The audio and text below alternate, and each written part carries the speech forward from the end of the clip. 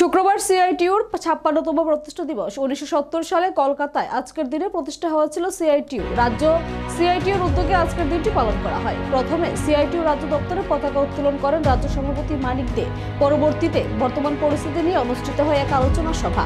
আলোচনা সভায় বক্তা হিসেবে উপস্থিত ছিলেন সিআইটিইউ রাজ্য সভাপতি মানিক দে, রাজ্য সম্পাদক শঙ্কর প্রসাদ দত্ত সহ অন্যান্যরা। শঙ্কর প্রসাদ বক্তব্য রাখতে গিয়ে বলেন, ভারতবর্ষে আরো অনেকগুলি শ্রমিক সংগঠন আছে, কিন্তু শ্রমিক স্বার্থ রক্ষায় তারা কখনো উদ্যোগ গ্রহণ করে না। পাশাপাশি তিনি মোদী সরকারের নতুন 4টি শ্রম আইনের সমালোচনা করেন। তিনি এই শ্রম আইন শ্রমিক স্বার্থ বিরোধী বলে উল্লেখ করেন। আম্বানি আদানিদের জন্য এই আইন এবং অবিলম্বে এই শ্রম আইন বাতিলের দাবি জানায়। সম্মানিত সভাপতি, মঞ্চে উপস্থিত আছেন সিআইটিইউ রাজ্য কমিটির অন্যতম সহসভানেত্রী কমরেড জয়া বর্মন। এখানে সিআইটিইউ রাজ্য এবং মহকুমা স্তরের নেতৃত্ব, প্রাকৃতিক দুর্যোগকে উপেক্ষা করে আপনারা যারা এসছেন এবং আমাদের সাংবাদিক বন্ধুরা যারা খবর পেয়ে এই প্রাকৃতিক দুর্যোগকে উপেক্ষা করে জনগণের কাছে আমাদের বার্তা পৌঁছে দেওয়ার লক্ষ্যে যারা এসছেন, সবাইকে আমরা সিআইটিইউর এই ৫৬তম প্রতিষ্ঠা দিবসে স্বাগত জানাচ্ছি, শুভেচ্ছা জানাচ্ছি। আপনারা এখানে যারা উপস্থিত অনেকেই জানেন যে আজ থেকে ৫৫ বছর আগে তৎকালীন সময়ে ১৯৭০ সালে পশ্চিমবাংলার রাজধানী কলকাতায় রঞ্জি স্টেডিয়ামে, যে এলাকার নাম হয়েছিল লেনিননগর, সেখানে প্রথম ভারতের ট্রেড ইউনিয়ন কেন্দ্রের জন্ম হয়। যদিও এই আদর্শে স্বাধীনতার আগ থেকেই শ্রমজীবী মানুষ যে আদর্শ নিয়ে সিআইটিইউ আজকে কাজ করছে, সেই আদর্শ নিয়ে স্বাধীনতার আগ থেকে শ্রমজীবী অংশের মানুষকে সংগঠিত করার জন্যে ট্রেড ইউনিয়ন সংগঠন গড়ে উঠেছিল।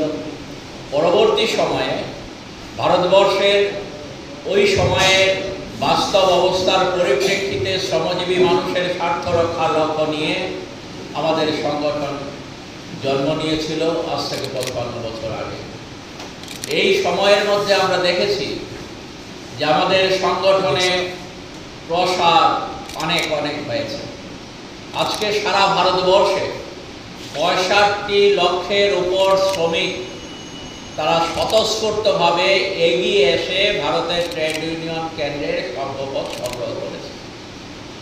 এবং শুধুমাত্র এই ৬৫ লক্ষ শ্রমিকই যারা সিআইটিইউর মেম্বারশিপ নিয়েছেন সারা দেশে তারাই নয়, আমরা বিভিন্ন সময়ে দেখেছি যে সিআইটিইউর উদ্যোগে যখন বিভিন্ন লড়াই সংগ্রাম সংগঠিত করবার জন্যে কর্মসূচি নেওয়া হয়, সেই সময়ে যারা সিআইটিইউর সভ্য না তারাও বিভিন্ন সময়ে সিআইটিইউর আদর্শকে অনুসরণ করে বিভিন্ন কর্মসূচিতে অংশগ্রহণ করছে।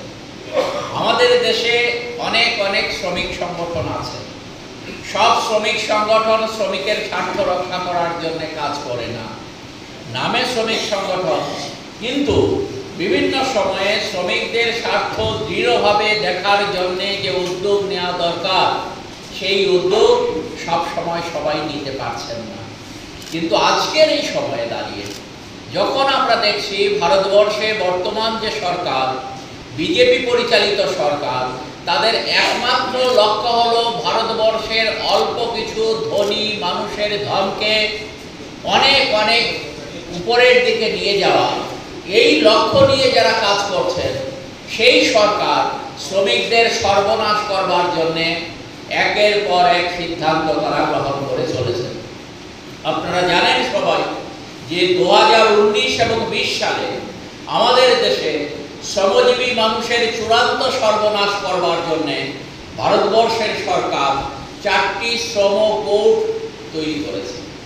এই শ্রম কোডগুলো কি না, ভারতবর্ষের স্বাধীনতার আগে এবং স্বাধীনতার পরে একদিকে ব্রিটিশদের বিরুদ্ধে লড়াই করে, অন্যদিকে ভারতবর্ষে তৎকালীন সময়ে সরকারের বিরুদ্ধে লড়াই করে শ্রমজীবী মানুষের স্বার্থ রক্ষা করার জন্যে বিভিন্ন সময়ে একদিকে ব্রিটিশ সরকার, অন্যদিকে ভারত সরকারকে শ্রমজীবী মানুষের আন্দোলন ভারতবর্ষে শ্রমিকদের স্বার্থ রক্ষা করবার জন্যে ৪৪টি শ্রম আইন প্রণয়ন করতে বাধ্য করেছিল। ভারতবর্ষের বর্তমান বিজেপি সরকার যেহেতু তাদের একমাত্র লক্ষ্য হচ্ছে আদানি এবং আম্বানিদের স্বার্থ রক্ষা করা, যেহেতু তাদের একমাত্র লক্ষ্য হচ্ছে ওই সাম্রাজ্যবাদী শক্তির স্বার্থকে রক্ষা করা, মার্কিন যুক্তরাষ্ট্র সহ পৃথিবীর পুঁজিবাদী দেশগুলোর ধনীদের স্বার্থ রক্ষা করা, যেটা এই মুহূর্তে ভারতবর্ষের বিজেপি সরকারের একমাত্র লক্ষ্য, স্বাভাবিকভাবে তারা এটা বুঝতে পেরেছে যে শ্রমিকদের যে অর্জিত অধিকার, এই অধিকারকে খর্ব না করা আমরা যদি না করি তাহলে পর ভারতবর্ষের পুঁজিপতি শ্রেণীর স্বার্থকে রক্ষা করা যাবে না। তার জন্য তারা কি করলো? 4টি শ্রমকোড করলো। শ্রমকোডে প্রথম কি আঘাত করলো? 8 ঘন্টা শ্রম আইনে বলা ছিল 8 ঘন্টা কাজ করবেন, 8 ঘন্টা বিশ্রাম আনন্দ।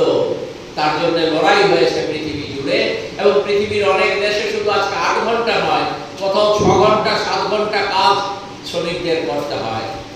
বাকি সময়টা তারা পরিবারের জন্য দিতে পারেন, সমাজের জন্য দিতে পারেন। আজকে এই জায়গাটায় আঘাত করে শ্রম কোডে 12 ঘন্টা কাজ, 10 থেকে 12 ঘন্টা কাজ আইনগতভাবে করার সুযোগ করে দেওয়া হয়েছে, এবং এটাকে 14-16 ঘন্টাও যদি করা হয় তাতে আপত্তির কোনো কারণ নেই। আগে কি ছিল? 8 ঘন্টা কাজ করলে পর বাকি যদি বেশি সময় প্রয়োজনের খাতিরে করতে হতো তাহলে ওভারটাইম পেতেন শ্রমিকরা। আমি 8 ঘন্টা